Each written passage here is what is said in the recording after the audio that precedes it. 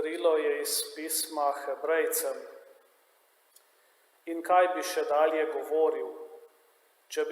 Čas bi mi namreč pošel, ko bi pripovedoval o Gedeonu, Baraku, Samsonu, Jefteju, Davidu, Samuelu in prerokih, ki so po veri premagali kraljestva, delali pravico, prejeli obljube, zamašili levom žrela, pogasili silo ognja, ubežali ostrini meča, okrevali od bolezni, se okrepili v boju, v beg zapodili tuje vojske.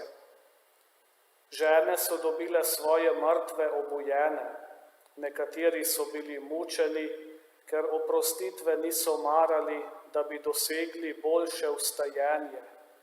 Drugi so trpeli zasmehovanje in bičanje, povrh še vezi in ječo. Bili so kamnani, mučeni, žagani, umrli so z mečem umorjeni, hodili v ovčjih kožuhih in kozjih kožah, bili so ubožni, stiskani, zatirani. Tisti, ki jih svet ni bil vreden, so se potikali po puščavah in gorah in brlogih in podzemeljskih jamah.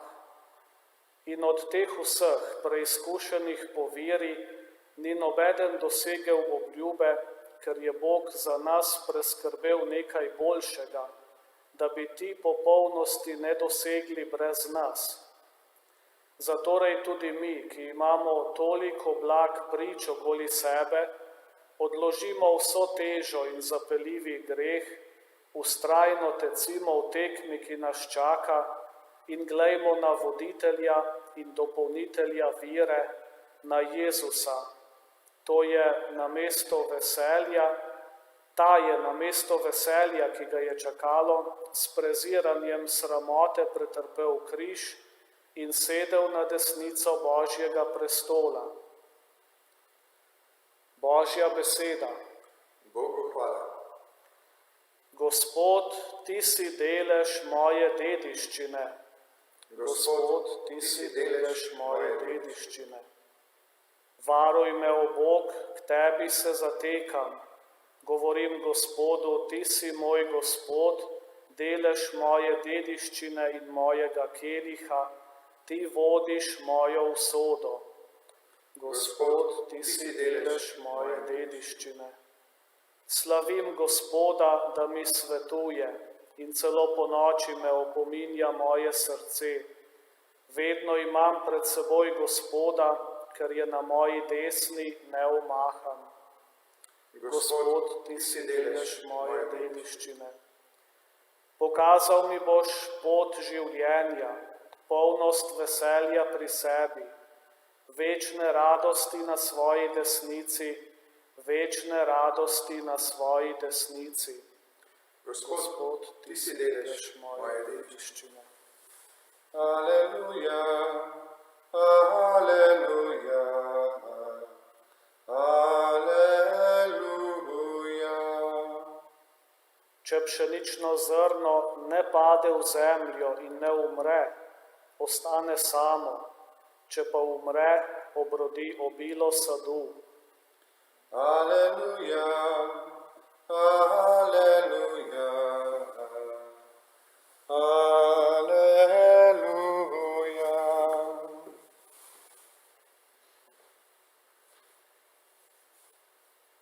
Gospod, z vami.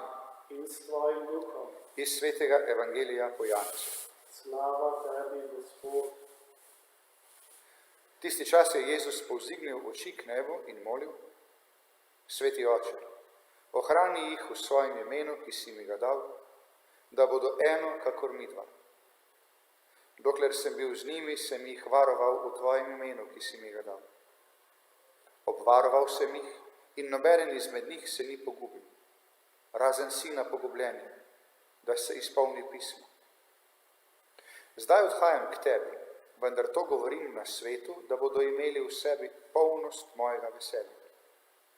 Izročil sem jim tvojo besedo, svet pa jih je zasovražil, ker niso od sveta, kakor jaz nisem od sveta. Ne prosim, da jih vzameš sveta, ampak da jih obvaruješ hudega. Niso od sveta, kakor jaz nisem od sveta. Posveti jih v resnici. Tvoja beseda je resnica. Kakor si mene poslal na svet, sem tudi jaz njih poslal v svet in zanje se posvečujem, da bi bili tudi oni posvečeni v resnici. To je Kristusov evangelij. Hvala tebi, Kristus. Ena misel v današnji Božji besedi, ki na nek način skuša razložiti, zakaj je nekdo pripravljen dati svoje življenje zato, ker verjame, odkot torej zajemajo mučenci in kaj je tisto, kar imajo mučenci v mislih, ko se soočajo s svojimi mučitelji in ko se soočajo s svojim mučeništvom. Slišali smo že v prvem berilu pismo Hebrejcem,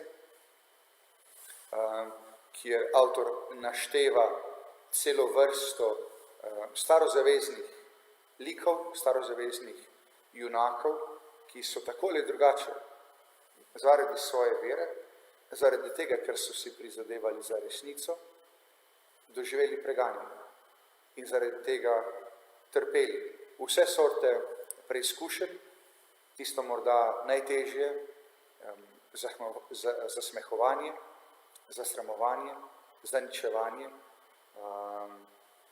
bičanje, povrhu še ječo, vezi, kamnani, mučeni, žagani, umrli z mečem umorjeni, ubožni, stiskani, zatirani, so se potikali po puščavah in gorah in brlogih in podzemeljskih jamah.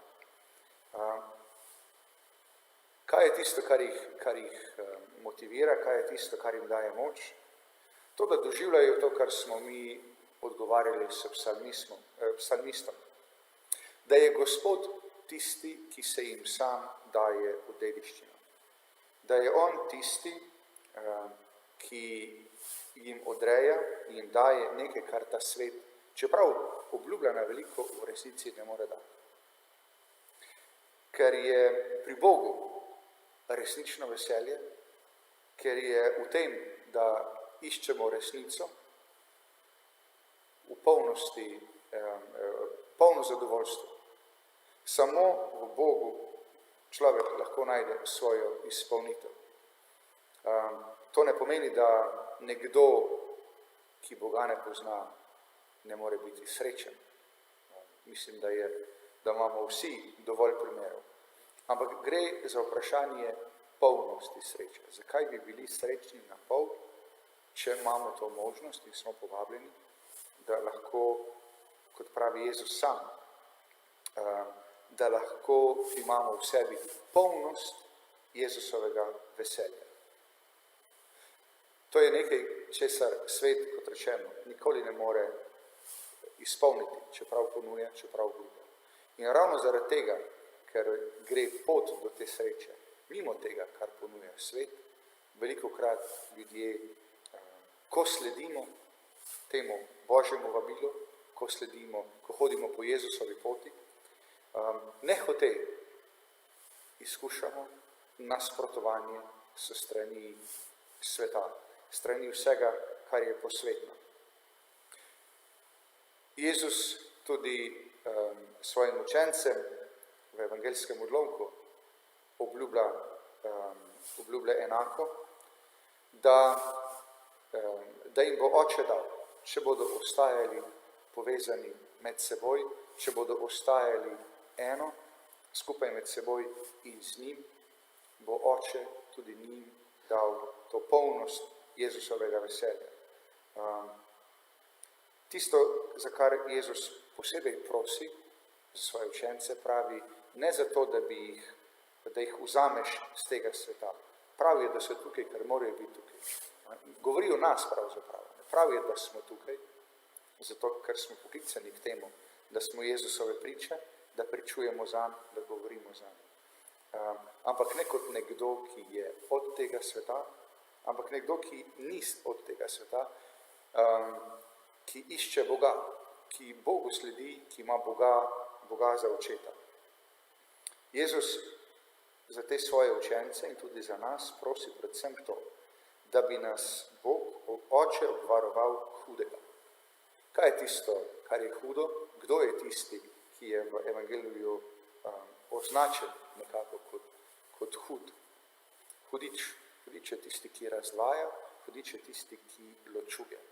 In zato prosi Jezus Očeta, naj da svojim učencem, naj da nam predvsem edinost, naj nam da povezanost.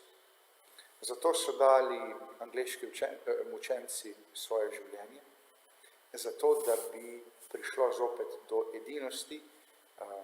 Takrat je bilo še, v njihovem času je bilo še posebej nevarno govoriti o spreobračanju anglikancev, o vračanju anglikancev nazaj v katolištvo.